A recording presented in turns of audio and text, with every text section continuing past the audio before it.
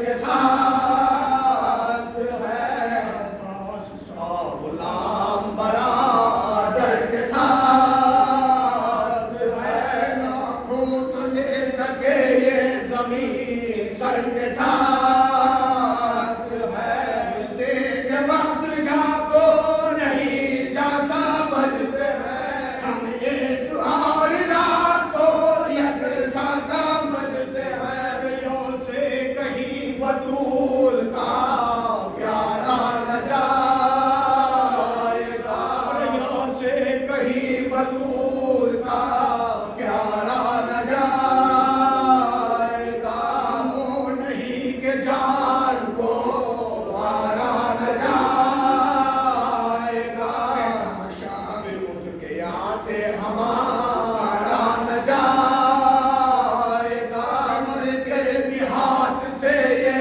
کنارا نہ جائے گا، کہ ہے اس زمین کے لیے سر کو ہاتھ پار، ظاہرہ بحشر ہمارا فرات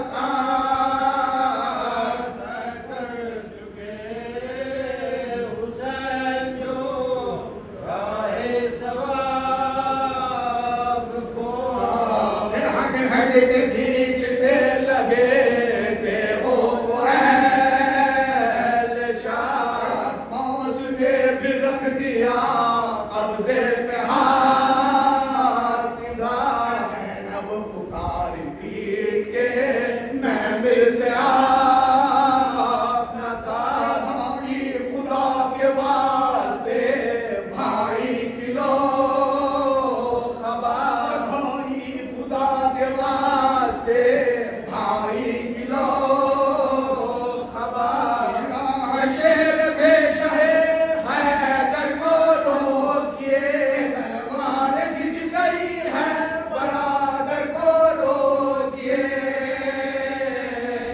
کر چکے حسین جو راہ ثواب کو،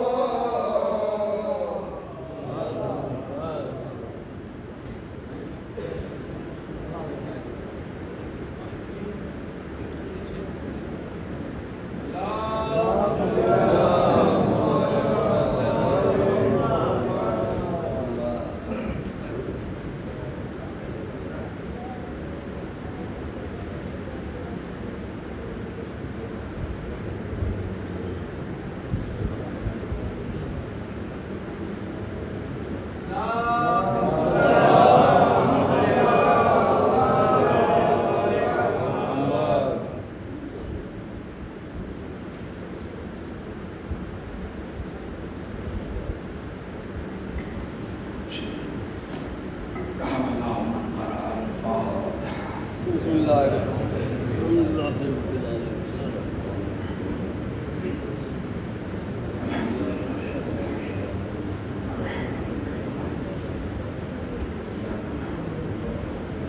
نستعین صراط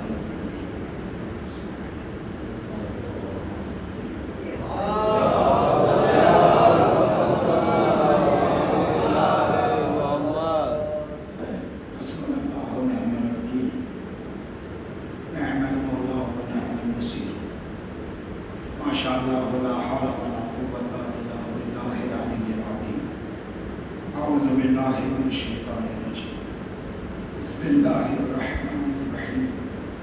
الحمد للہ الذی ہدانا لہذا وما كنا لنهتدي لولا ان هدانا اللہ لقد جاءت رسل ربنا بالحق ثم الصلاة والسلام والتحیة والإکرام على سیدنا ومولانا ومولا الثقلین ابی القاسم المصطفى محمد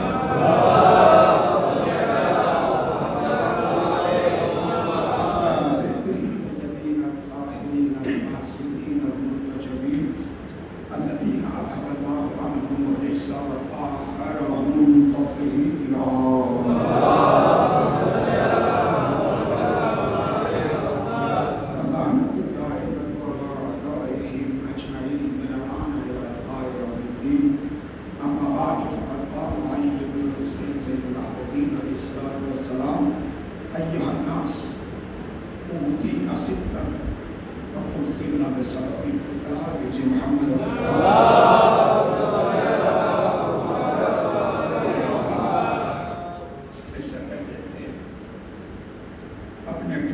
کے الفاظ کے ذریعے سے چند باتیں آپ تک پہنچاؤں. میں شکر گزار ہوں استاد معظم تشریف فرمائے. بہرحال انہوں نے انگلی پکڑ کے چلنا سکھایا ہے. جو میں نے سیکھا ہے ان کے سامنے پیش کر رہا ہوں. اپنی بزرگواری سے قبول فرمائیں انشاءاللہ. اور خدا سے دعا کرتے ہیں جن لوگوں نے ہم پر احسان کیا ہے خدا اپنے بتاؤ ان کی عمروں میں زندگیوں میں برکت عطا فرمائے. اور یہ ادب سب کو سیکھنا چاہیے. سب کی زندگی میں یہ ادب ہونا چاہیے. ایام آزاد شروع ہو چکے ہیں. آپ سے اجازت لیتے ہوئے جس چیز کو میں پیش کرنا چاہتا ہوں جلدی ٹائم بھی زیادہ ہے اور انشاءاللہ دعا کرتے ہیں جس خلوص سے دل سے یہ ذکر کر رہے ہیں خداوند نے ہمارے ذکر کو قبول کیا. ہمارے پاس صرف یہی تو ہے وسیلہ ورنہ اپنے اعمال پر ہم زیادہ تکیہ نہیں کر سکتے. ہزار بیماریوں میں جکڑے ہوئے ہمارے اعمال. ریاکاری میں, دکھاوے میں, سہلت کاریوں اور غفلتوں میں. میری نماز تو ٹوٹی پھوٹی, میرا روزہ تو ٹوٹا پھوٹا, میرا زکات تو ویسا, میری عبادت تو ایسی. فقط یہ فرش اعضا ہے جو قبر میں بھی کام آئے گی. صراط مستقیم. کربلا کو پہچانیے. خصوصاً میں اپنے نوجوان بھائیوں سے کہتا ہوں کربلا کو پہچانیے. اگر کربلا کو صحیح سے نہ پہچانا ہم اپنے زندگیوں کے فیصلے صحیح نہیں کر سکتے. اور دشمن یہی چاہتا ہے کہ شیعہ کا جماعت صحیح فیصلے نہ کرے. میری بات کو سنیے غور سے. اس کو وہ پھنسا کے رکھنا چاہتا ہے دشمن. دیکھیے آپ دوپہر میں حضور کی تقریر سننے ہیں الحمدللہ علم سے مستفید ہو رہے ہیں. لیکن جو میری ذمہ داری ہے اور جس رسالت کو لے کر میں آیا ہوں وہ رسالت پہنچانا میری ذمہ داری ہے. اور سنیں ہر عالم کی ذمہ داری ہے اس رسالت کو پہنچائے جو اس کے بڑے نے کہا ہے. اور ہمارا بڑا ہے وہ کوئی اور ہوں گے جس کا کوئی سرپرست نہ ہو. میرا سرپرست ہے, میرا فقیہ ہے, میرا مجتہد ہے, میرا ولی ہے.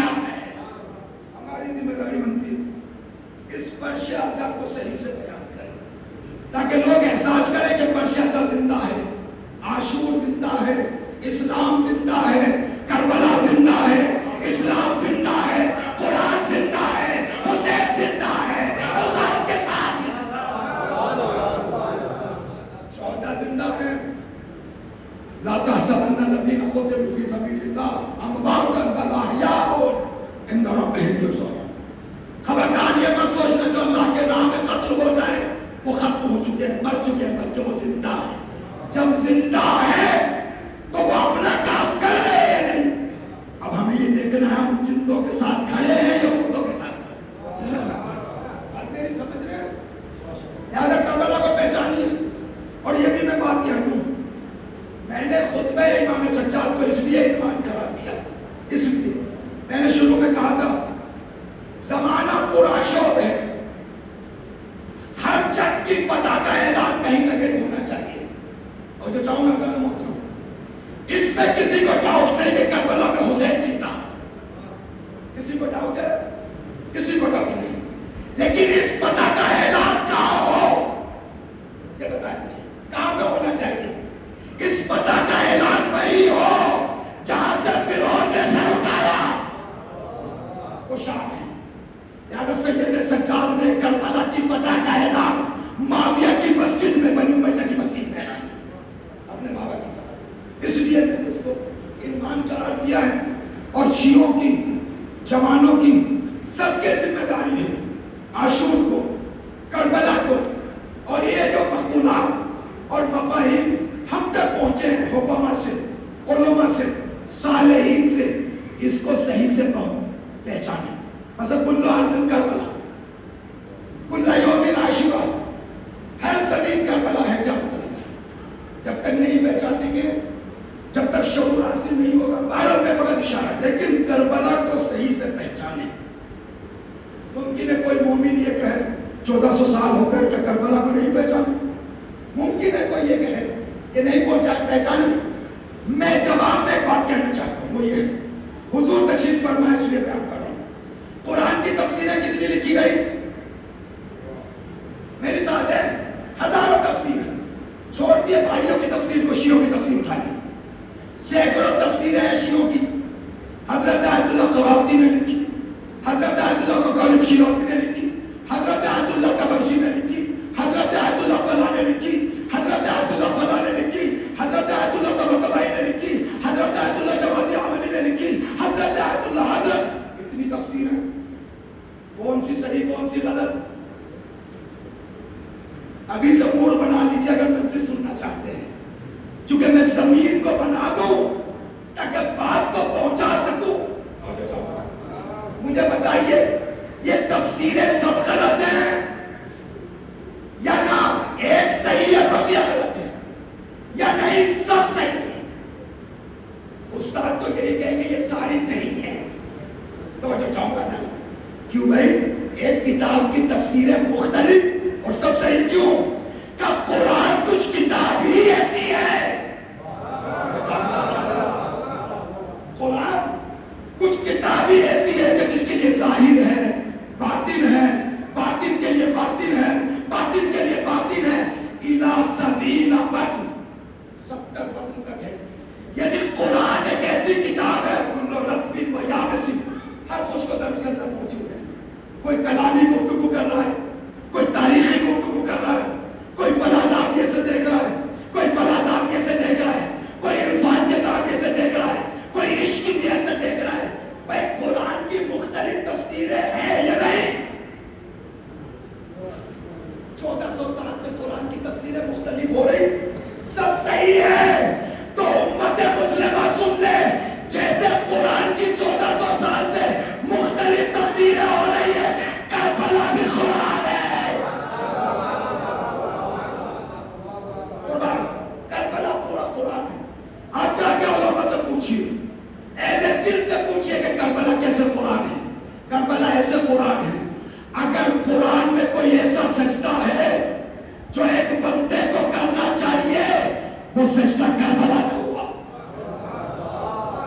جو چاہوں گا اگر بندگی کوئی دیکھنا چاہتا ہے, قرآنی بندگی, وہ بندگی کربلا میں جاتی ہے. اگر اقدار انسانیت کو دیکھنا چاہتا ہے, وہ اقدار انسانیت جس کو قرآن بیان کرتا ہے, وہ کہاں پہ ملے گا؟ کربلا میں ملے. تو یہ کربلا جو ہو قرآن ہے, اس کی تفاسیر بھی مختلف ہے اور ساری تفسیریں صحیح ہیں. اور یہ بھی میں بات کر دوں, ابھی آخری تفسیر کربلا کی نہیں آئی. جب آخری امام ہوگا,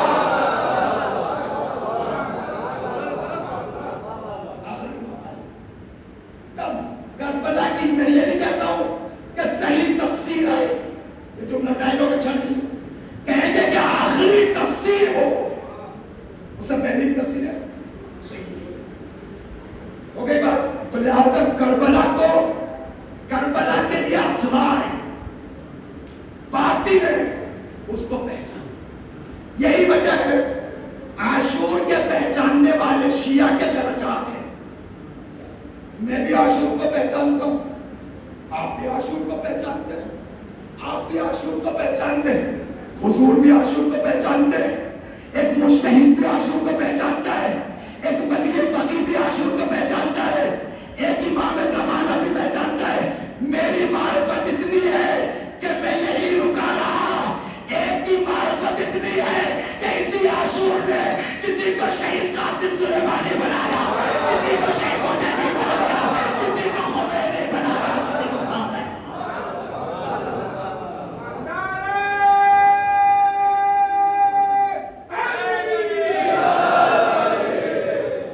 یہ سب کربلا کے شاگرد ہیں, یہ سب مکتب کربلا سے اٹھ کر آئے. لہذا اپنی معرفتوں کو ڈیولپ کیجیے. جتنی معرفت عاشور سے آپ کی بڑھتی چلی جائے گی, اتنا ہی آپ کا کردار حسینی بنتا چلا جائے گا. جیسے کل کا دشمن عاشورائیوں سے گھبراتا تھا، آج کا شیعہ جتنا عاشورہ کو پہچانتا چلا جائے گا، عاشورائیوں سے ڈرتا چلا جائے گا. 1400 سال کس نے کہا؟ یہ میں نہیں کہہ رہا ہوں، 12 دن کی جنگ بتا رہی ہے. اب تو ڈائیلاگ بھی چینج ہو گئے. سن لیا، آپ جلدی مت پڑھ تو میں رہا ہوں، آپ ٹینشن کیوں لے رہے؟ یہ حق کی باتیں کہاں کریں ہم جا کے؟ بیڈ روم میں؟ بیڈ روم میں کوئی تو اسٹیج ہو جو شیعہ اپنی بات کر سکے. ممبر سے اچھا اسٹیج نہیں. زمانے میں، ہر زمانے میں شیعہ کو دبایا گیا، کچھ نہ گیا. یہ سوال میں نے پہلے بھی پیش کیا تھا. لکھنؤ سے ایک صاحب نے مجھے سوال کیا، مجھ سے سوال کیا پانچ سے پہ، حضور آپ جو مجتہد کہتا ہے کہ جمعہ واجب ہے، آپ میرے لیے ثابت کریں کہ ائمہ کے زمانے حاضر سے آج تک مسلسل جمعہ ہوتا آیا ہے نا، مسلسل. تو میں نے پلٹ کے کیا جواب دیا تھا کہ حضور یا تو آپ شیعہ نہیں ہو یا دشمن کی زبان بول رہے ہو. اس لیے کہ شیعہ اپنی تاریخ جانتا ہے، ظالم نے کبھی شیعوں کو اکٹھا ہونے نہیں دیا. دیواروں میں چنا، فلاں میں چنا. یہ تو اللہ کا احسان ہے 14ویں صدی میں اس شجرے طیبہ کو ایسا پروڑا چڑھا دیا کہ وقت کا طاغوت بھی گھبراتا ہے، امریکہ بھی گھبراتا ہے،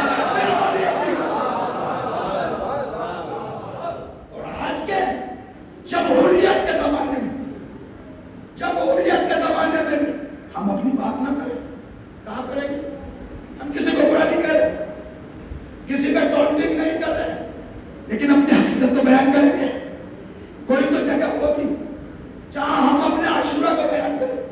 تاریخ دہرائی جائے گی. سرکار گھر میں بیٹھے ہیں، میں منع نہیں کر رہا ہوں، لیکن وجود میں وہی حرارت ہو جو امام صادق نے فرمایا، ان قتل الحسین فی قلوب المؤمنین حرارتا لا تبرد ابدا. کوئی دنیا کا پانی ایسا نہیں ہے جو مومن کے دل کے اندر حسین کی شہادت کی حرارت کو ختم کر دے. کم نہیں ہونے والا. ہمیں دیواروں میں چن دو، ہمیں جیلوں میں چاہو ڈال دو، لیکن حق کی بات ہمیشہ کہتے رہیں گے. اس لیے کہ جب تک اس زمین پر حق کی بات نہیں ہوگی توحید کے اقدار نافذ نہیں ہوں گے. لہذا عاشور کو ضرور پہچانیں. عاشور ذمہ داری لاتے ہیں، عاشور نیند اڑاتی ہے، عاشور غفلتوں کو دور کرتی ہے، عاشور معاشرے میں شرافتیں لاتا ہے، عاشور معاشرے میں پڑوسیوں کا خیال رکھواتا ہے، عاشور مومن کی عزت کراتا ہے، عاشور بیواؤں کے سروں پہ چادریں ڈلواتا ہے، عاشور یتیموں کو کھانا کھلاتا ہے، اور عاشور بڑوں کا احترام کراتا ہے، عاشور چھوٹوں کی عزت کراتا ہے. حسین نے بات آگے پہنچ کر کب پہنچے میرے مولا کربلا؟ کب شہید ہوئے؟ کیا کر رہے تھے آپ دن کربلا؟ مختلف تحریریں علماء نے کی. ایک تحریر میں بتانا چاہتا ہوں، وہ یہ ہے اس پورا شوق زمانے میں جب فرعون نشے میں تھا اور حجاز میں ظالم کا ڈنکا بج رہا تھا، میرے مولا نے 8 دن میں ایسا قرآنی معاشرہ بنایا، ایسا کیا کہتے ہیں، ایسا قرآنی معاشرہ بنا کر بتا دیا کہ ایسے ماحول میں بھی قرآنی معاشرہ بن سکتا. کون سا ایسا اصلی رشتہ ہے؟ میں تھوڑا سا علمکاری سے گفتگو کر رہا ہوں لیکن میسج پہنچانے کے لیے. کون سا ایسا بیسیکل مسئلہ رشتہ تھا جو کربلا میں نہیں تھا؟ بیسیکل کون سا ایسا رشتہ تھا؟ اکثر رشتے 99% رشتے تھے کربلا میں. بھائی بہن کا رشتہ، بھائی بھائی کا رشتہ، باپ بیٹے کا رشتہ، بھتیجا چچا کا رشتہ، ماموں بھانجے کا رشتہ، بہن بھائی کا رشتہ، توجہ چاہوں گا، دوست دوست کا رشتہ، مولا غلام کا رشتہ، سارے رشتے کربلا میں تھے. حسین نے کربلا میں 8 دن میں معاشرہ بنا کے بتا دیا. اگر سیکھنا ہے بھتیجا چچا کی کیسے احترام کرے، کربلا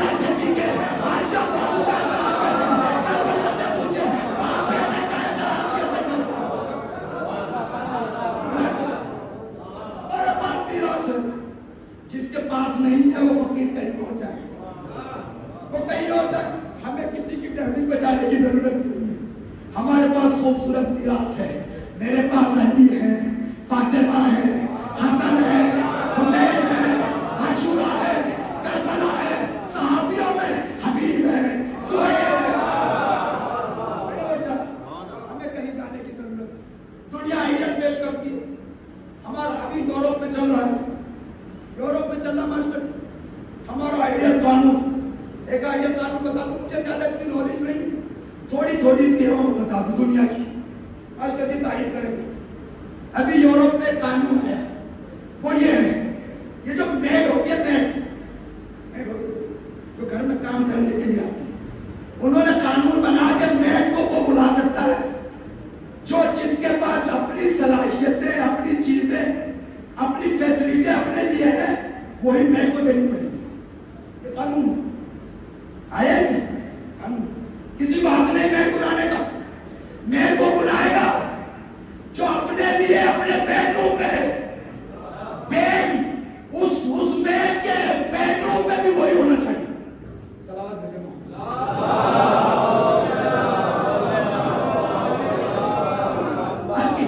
آج کی ماڈرن دنیا قانون بنا رہی ہے. آج کی ماڈرن دنیا کا میڈ تبھی آئے گی اگر آپ کے بیڈ روم میں فریج ہے، اس کے بیڈ روم میں بھی ہو. اگر آپ کے بیڈ روم میں ٹی وی ہے، اس کے بیڈ روم میں بھی. اگر آپ کے بیڈ روم میں فلاں چیز ہے تو اس کے بھی ہو. یہ 1400 سال کے بعد قانون بنا رہی ہے ماڈرن دنیا. ہمیں مت سکھانا. میرے یہاں تو 1400 سال پہلے فاطمہ زہرا سے فضہ کو وہی دیا جانے دیا. صلوات بیٹھے محمد.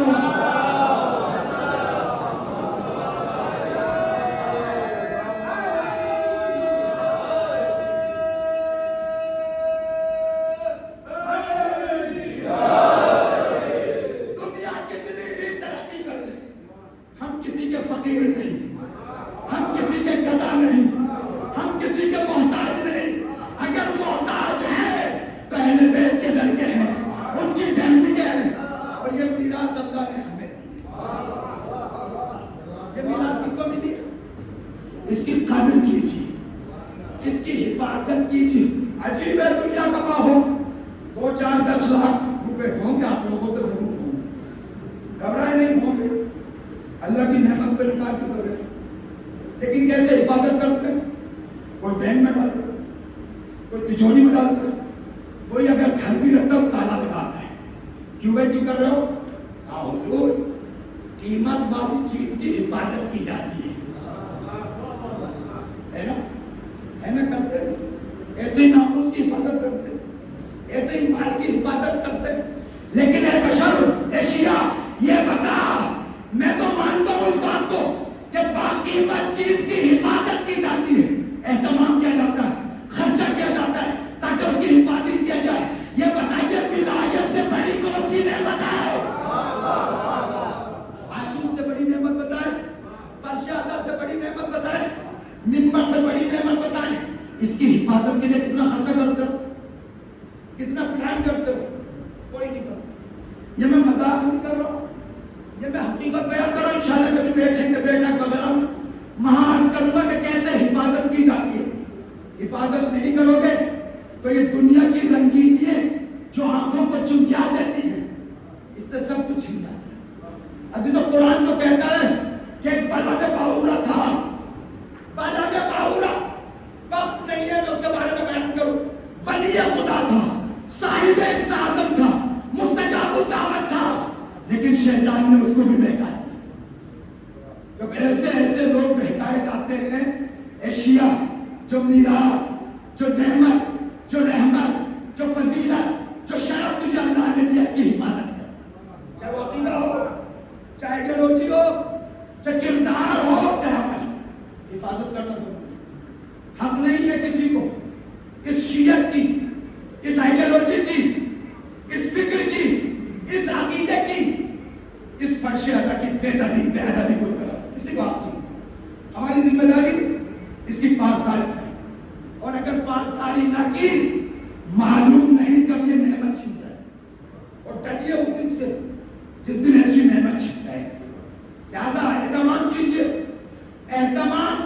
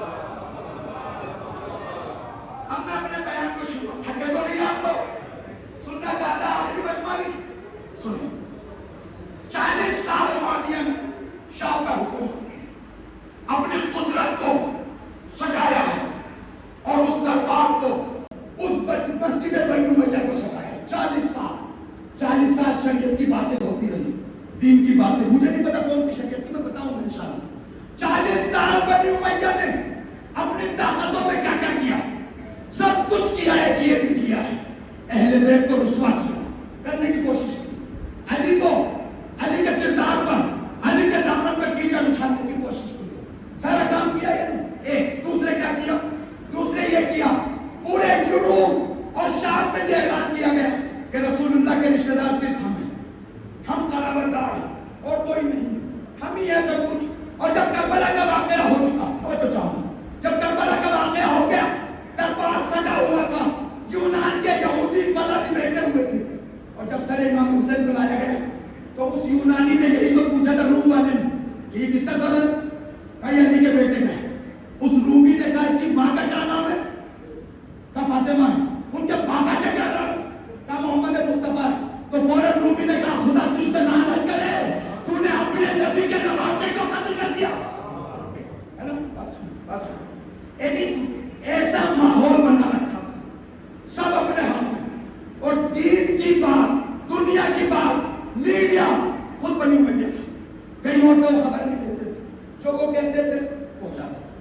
امام حسین کو شہادت شہید کرنے کے بعد، سنیں میری بات، جب کاروان آیا پورے شام میں یہ اعلان کیا گیا، خارجی نے خروج کیا حاکم کے خلاف، اس کو مار دیا گیا، حق بھی یہی تھا کہ مارا جائے، ان کی طرف سے اعلان تھا۔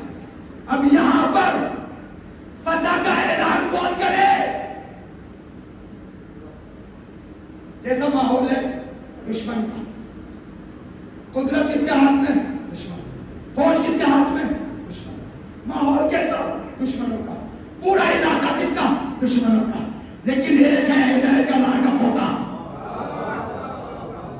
توجہ چاہوں گا، حیدر کرار کا ایک پوتا ہے جس کے ہاتھوں میں ہتھکڑی، پاؤں میں بیڑی، گلے میں تو، جب دربار سج گیا، مسجد بنی امیہ سج گئی، تو یزید نے اپنے خطیب سے کہا جاؤ منبر پر تقریر کرو۔ اس نے تقریر کی، میں تقریر کو بیان نہیں کرنا چاہتا۔ تقریر کے آخر میں اہل بیت علی علیہ الصلوۃ والسلام جو رسول اسلام کے اہل بیت تھے، ان کے بارے میں تشبیہ، برے بد الفاظ استعمال کیے۔ امام سجاد نے فرمایا کہ تجھ پہ اللہ کی لعنت ہو۔ توجہ چاہوں گا، اب میں یہاں سے تھوڑے فضائل پڑھنا چاہتا ہوں، شرط یہ ہے کہ آپ میرا ساتھ دیں گے۔ صلوات بھیجے محمد علی محمد۔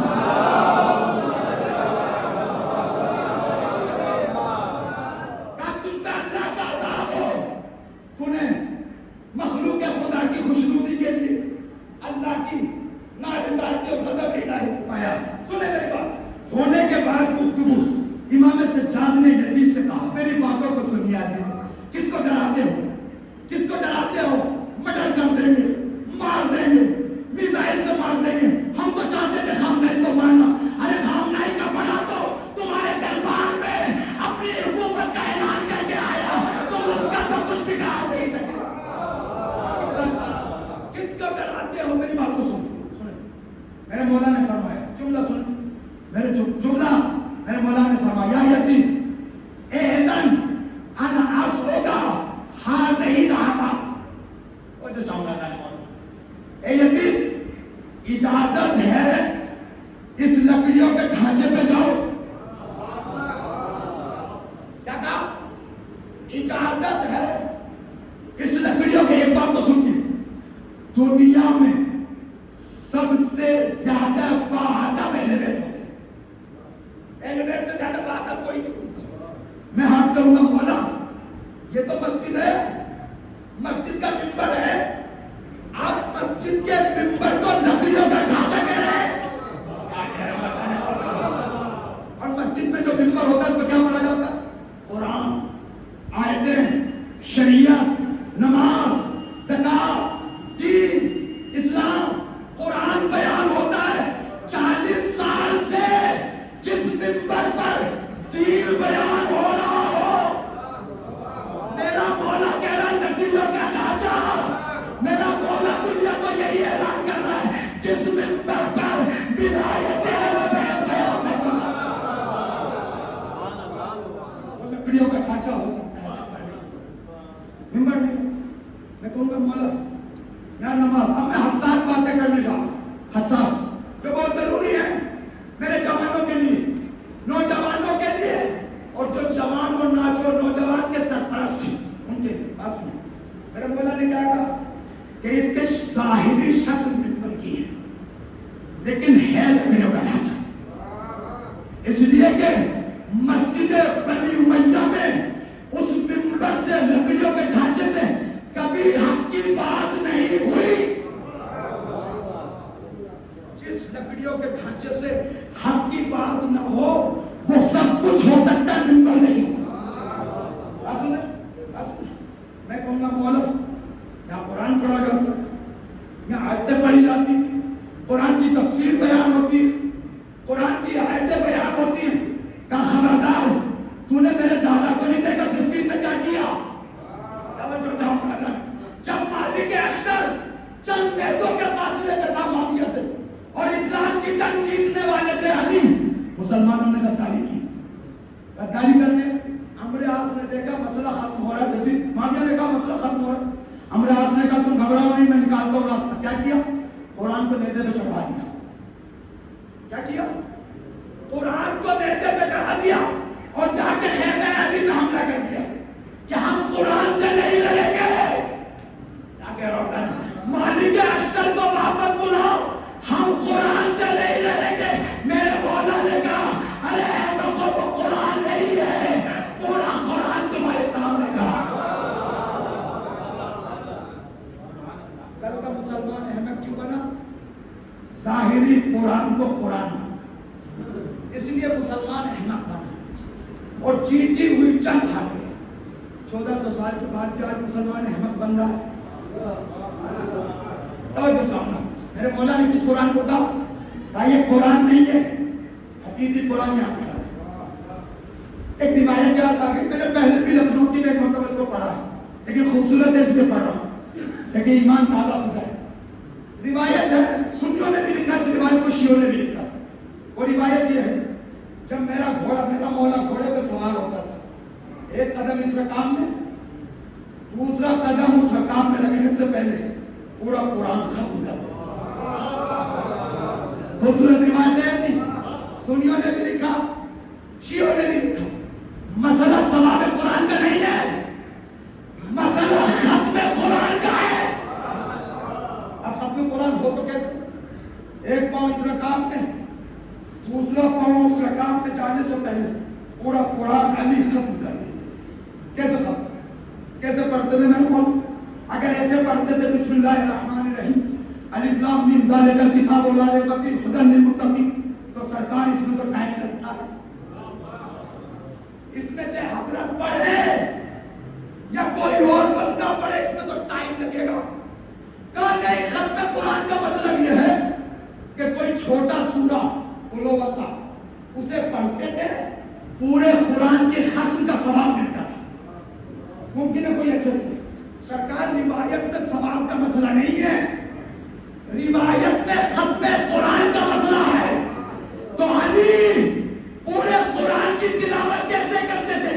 ایک پاؤں اس رکعت میں، دوسرا پاؤں اس رکعت میں جانے سے پہلے جب میرا مولا چاہتا تھا ختم قرآن کرے، اپنے وجود پر ایک نظر ڈالتا.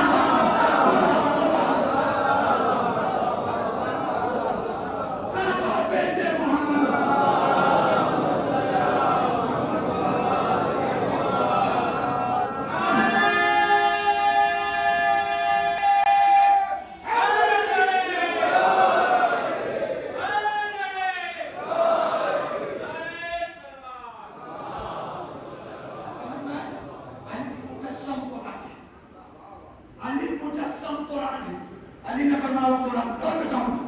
پھر کیا ہے؟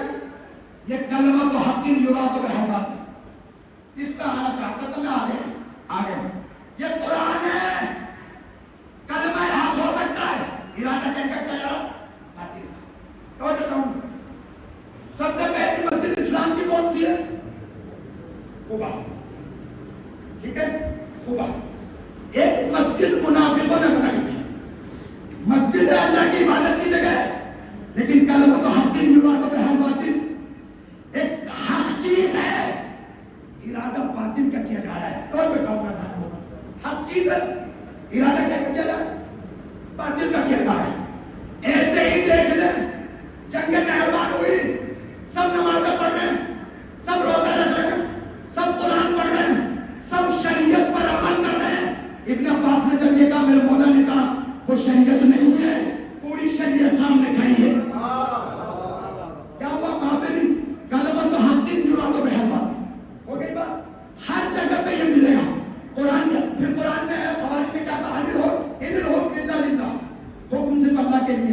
میں کوئی شک نہیں، اس میں کوئی شک ہے کہ حکم اور حاکمیت تو سب چیزیں اللہ کے لیے، اس میں کوئی شک نہیں، لیکن دشمن اس سے ارادہ غلط کر رہا ہے. ہو گئی بات؟ تو معلوم یہ ہوا کلمۃ حق یراد بیان باطل. شیعہ کے پاس اتنا شعور ہونا چاہیے کہ اس کلمہ حق کو دے کے دھوکہ نہ جائے. ایک مثال اور دے دوں. خانہ کعبہ پر ابرہہ نے جب حملہ کیا، دفاع کس نے کیا؟ اللہ نے. کس کے ذریعے؟ ابابیل. لیکن ایک وقت وہ آیا دشمن نے حملہ کیا، نہ ابابیل آئے نہ فرشتے آئے. توجہ چاہوں گا ذہن میں، یہ کیا ہوا؟ تو اس کا مطلب یہ ہے کلمہ حق ہو سکتا ہے لیکن دیکھنا پڑے گا ارادہ صحیح ہے یا نہیں. جب قرآن کے بارے میں ایسا ہے، مسجد کے بارے میں ایسا ہے، خانہ کعبہ کے بارے میں بھی ایسا ہی ہے. کنجی کس کے ہاتھ میں؟ خانہ کعبہ کی. اور کیا کہہ رہے ہیں؟ ہم خلیفہ ہیں، ہم بنی کعبہ ہیں. کعبہ تو حق ہے، ارادہ باطل ہے. تو چاہوں گا ایسے ہی حرم رسول اللہ حق ہے لیکن اس کے ذریعے سے ارادہ کیا کیا جا رہا؟ باطل. ہو گئی بات یا نہیں؟ بات یہاں تک نہیں رکتی. کبھی کبھی امام سجاد اس کی طرف اشارہ کر لے، منبر حق ہے، ارادہ باطل ہے. معیار کیا؟ جب قرآن کے بارے میں ایسا ہو سکتا، خانہ کعبہ کے بارے میں ایسا ہو سکتا، منبر کے بارے میں ایسا ہو سکتا، مجتہد کے بارے میں بھی ایسا ہی ہو سکتا. مجتہد حجت کلمہ حق ہے لیکن کبھی کسی مجتہد سے غلط ارادہ کیا جائے. کیا کہہ رہا ہوں؟ کیا کہہ رہا ہوں؟ اگر مجتہد ظالم کے سامنے کھڑا ہے تو حق ہے لیکن اگر ظالم سے مل رہا ہے تو باطل ہے.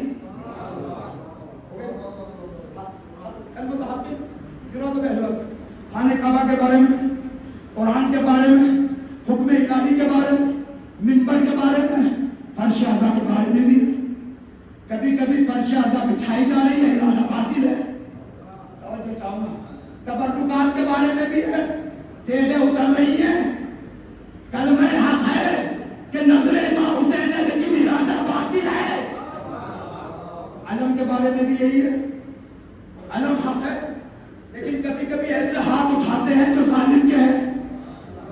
علم حق ہے، ارادہ علم سے باطل ہے. اب ہم کیسے پہچانیں عزاداری، منبر، خانہ کعبہ، قرآن، فرش اعضاء؟ حتیٰ میں یہاں تک کہتا ہوں، میں آپ کی خدمت میں مجلس کے بعد ہوں، جو نعرہ حیدری لگاتے ہیں کبھی کبھی کلمہ حق ہے، ارادہ اس سے بھی باطل کرتے ہیں، ارادہ باطل کرتے ہیں. تو پھر کیسے پہچانے کہ اس کلمہ حق کے سامنے ارادہ بھی صحیح ہے؟ کیسے پہچانے؟ عزاداری کے بارے میں، منبر کے بارے میں، فرش اعضاء کے بارے میں، نظر و نیاز کے بارے میں، علم کے بارے میں. بس معیار یہ ہے اگر کردار حسینی پہنچا رہا ہے، اگر نشانی حسینی بنا رہا ہے تو کلمہ بھی حق ہے، ارادہ بھی حق ہے.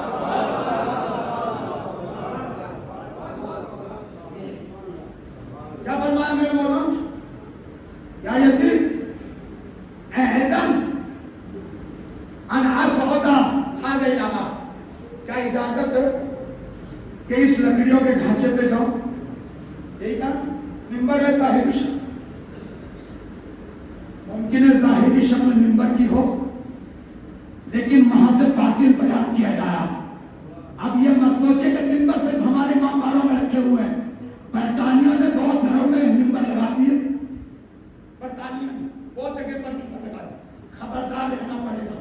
اور ظاہر سی بات ہے جب منبر جعلی بن گیا، منبر پہ جانے والے بھی جعلی بن گئے. اب سوچ سمجھ کے بلانا. اگر کسی کو کوئی منبر پہ آنے والا وقت کے سامنے، وقت کے ظالم کے سامنے کھڑا کر رہا ہے تو حق ہے، اور اگر کھڑا نہیں کر رہا تو ان کو سلانا. کیسے سلا جاتا پتہ؟ ایک مجلس کر لیجئے جنت واجب، 2-4 دیگیں اتار دیجئے جنت واجب، زیارت پہ چلے جائیے جنت واجب. یہ کون سا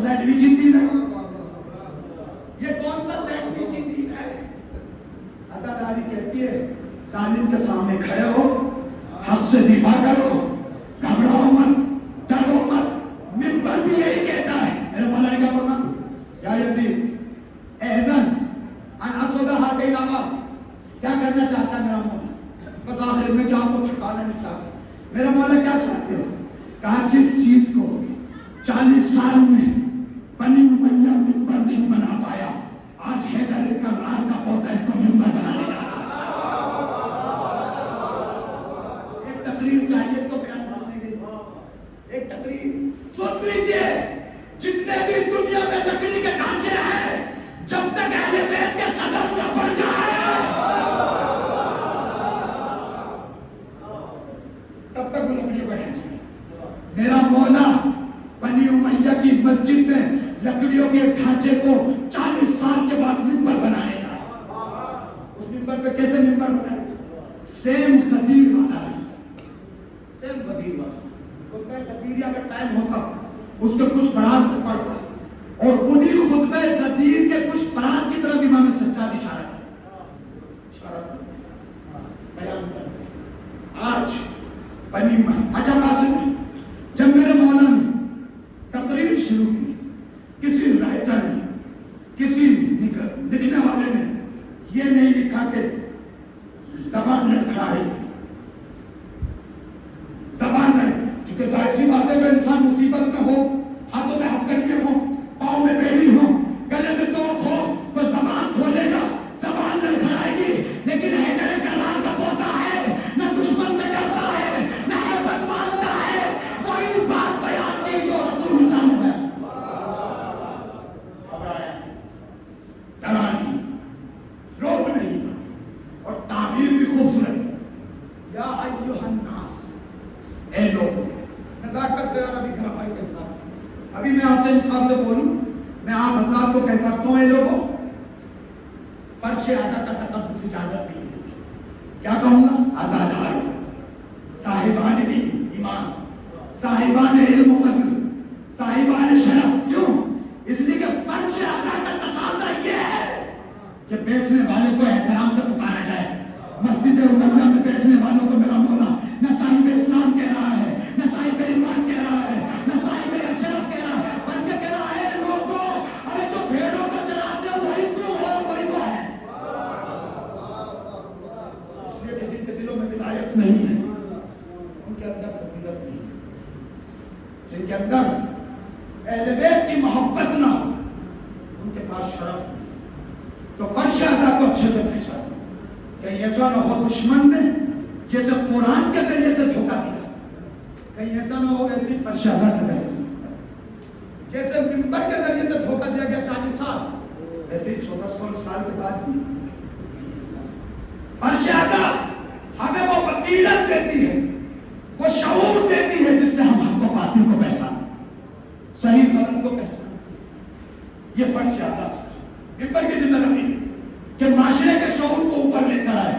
اور عزیزوں, میں ہمیشہ کہتا ہوں, مجھے غیروں کی خدمت کرنے کا شوق نہیں ہے. سننا میرا مجمع, مجھے غیروں کی خدمت کرنے کا شوق نہیں ہے کہ میں تبرہ کروں, فلاں ایسا ہے, فلاں ایسا ہے. میں تو اپنوں کی خدمت کروں گا جہاں اہل بیت کے بیانات سے اپنی قوم کا شعور بھی بڑھے, فضیلت بھی بڑھے. یہی ہمارے مراجع ہے, اپنی قوم کے شعور کو بلند کرو, اپنی قوم کے شعور کو, فکر کو, تعاقب کو اوپر لے کر چونکہ دشمن جو چاہتا ہے ہمارے جوانوں کو اغوا کر رہا ہے, ہمارے جوانوں کو بے وقوف بنایا جا رہا ہے سوشل میڈیا کے ذریعے, فلاں کے ذریعے.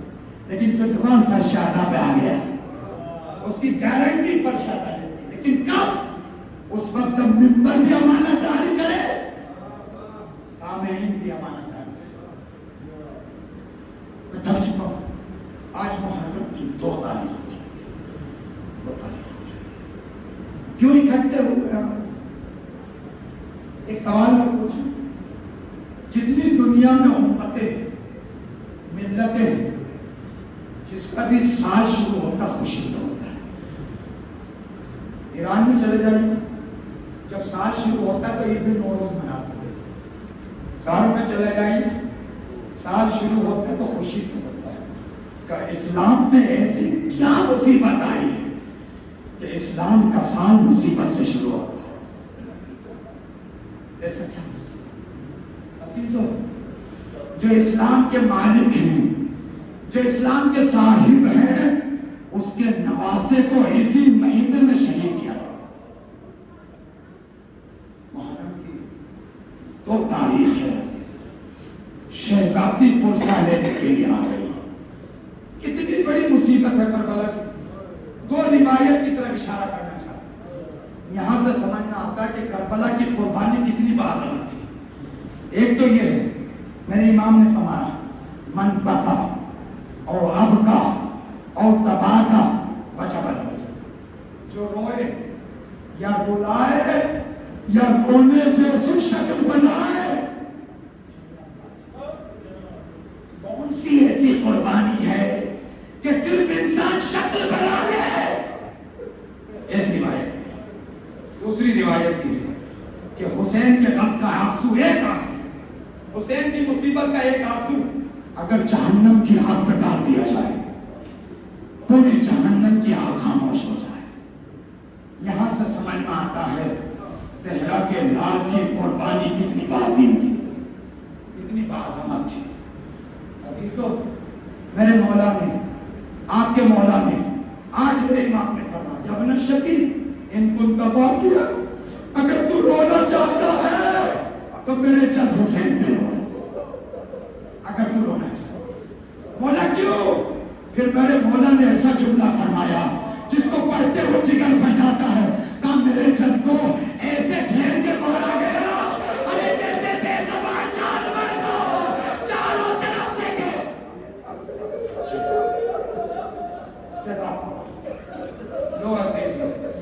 حسین کا کاروان 2 محرم کو کربلا میں پہنچا۔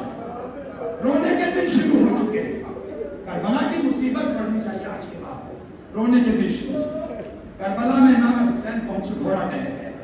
میرے مولا سمجھنے لگے مسئلہ کیا ہے۔ بنی اسد کی قوم کو بلایا، اے بنی اسد یہ بتاؤ اس سرزمین کا نام ہوا؟ کسی نے کہا نینوا ہو، کسی نے کہا شد البراد، کسی نے کچھ کہا۔ میرے مولا نے پھر پوچھا، کہا کہ اس کا نام ہے کرب و بلا بھی ہے۔ جیسے میرے مولا نے کرب و بلا کا نام سنا، گھوڑے سے اتر گئے۔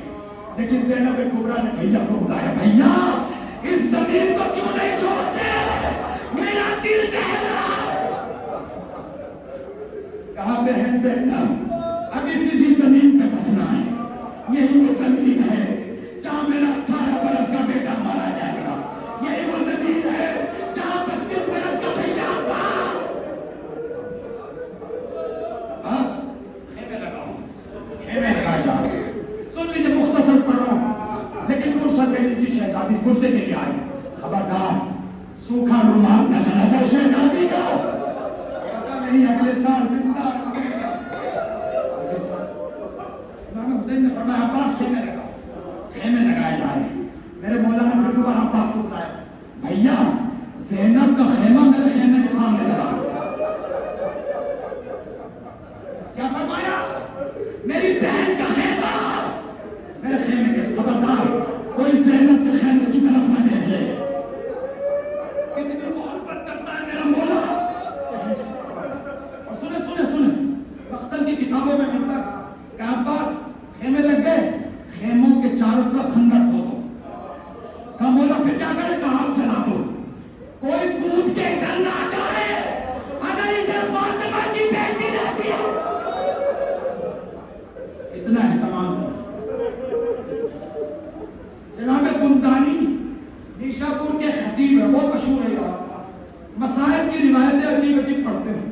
یہ روایت میں نے ان سے سنی، سینے پہ ہاتھ رکھ لیجیے، جتنا پرسہ دینا چاہے دے لیجیے۔ شب عاشورا گئی، خیمہ زینب حسین کے خیمے کے سامنے، پوری رات جب تک حسین کی تسبیح و تحلیل و تلاوت کی آواز آتی رہی، زینب مطمئن بیٹھی، بہن مطمئن بیٹھی رہی۔ کیوں؟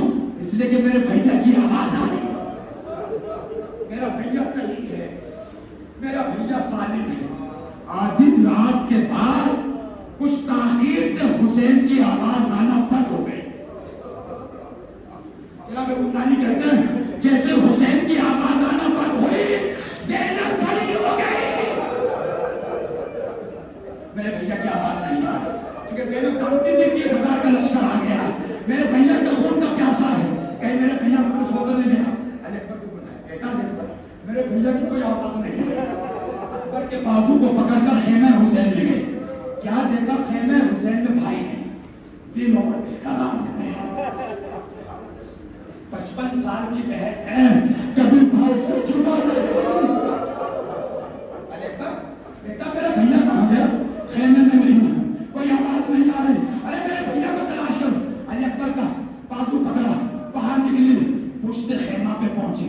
کیا دیکھا جناب بندانی کہتے ہیں کہا زینب نے دیکھا حسین نے آبا کے دامن کو خاک پہ بچھائے ہوئے ہیں. آ کے کربلا سے اٹھا کے دامن میں اکٹھا کر رہے ہیں. اٹھا کے اکٹھا کر رہے ہیں. بہت دیر تک زینب کھڑی رہی. اس کے بعد پوچھا بھیا یہ کیا کر رہے ہیں؟ سینے پہ ہاتھ رکھ لیجیے آخری جملہ پڑھو. بھیا یہ کیا کر رہے ہو؟ کہا زینب زمین کربلا سے کانٹے اٹھا رہا ہوں. کہا بھیا کیوں؟